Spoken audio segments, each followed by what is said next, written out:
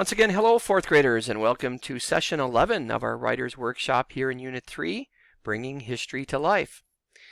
We could say that drafting a story is like tobogganing. Have you ever tobogganed or gone sledding down a steep hill? Writing is kind of like that. You spend some time at the top of the hill, positioning yourself, getting ready for the ride. You aim the toboggan. You calculate the projected path, where do you think it's going to go, and shift things a little bit. Everybody loads on, check that nothing's hanging out. Whoosh! You're off.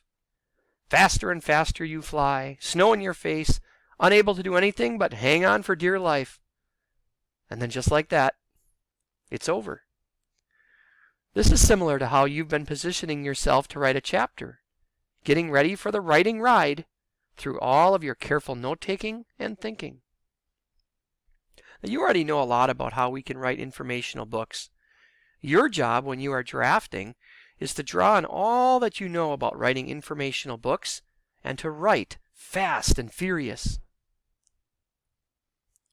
There are many steps in writing an informational book. The last step only says draft. Well, that's not enough information to help us with writing. What can we do to help us when it comes to drafting? We've reviewed these over the last couple of sessions, so we'll move right into our next slide. Which parts of drafting are easy for you to do? Which ones are challenging? What parts of this list do you find helpful? And what will be important to you as you begin to draft? How do you plan to even get started? Let's take a look at some of these bullet points on suggestions for drafting. You want to make sure your chapter isn't too broad. You want to break any big topics into several subtopics. You want to start by drafting information that you know especially well. Think, what kind of a text will this be? If it's an all-about chapter, make a table of contents for the chapter.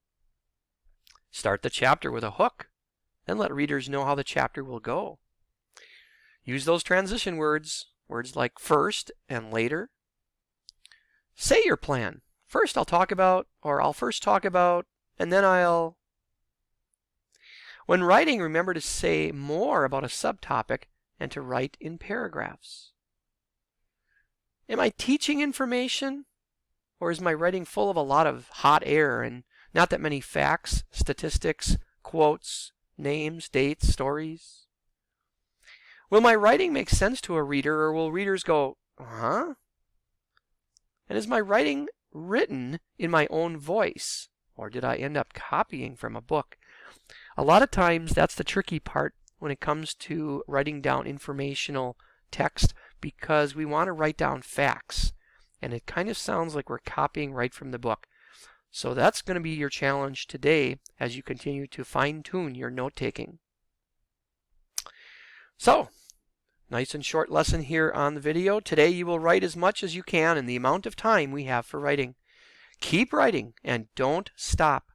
And I'm going to challenge you today to develop your second topic that you've been working on here in the last couple of days, and really focus as you're writing to put it in your own voice. In other words, read things over when you've written them to make sure it doesn't sound like you're just copying from the book.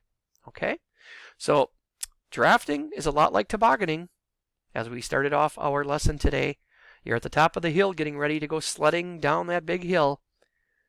But as you're working on things, make sure you take pauses and checks to make sure that it's saying what you want to say. Put it in your own voice. Good luck and get started.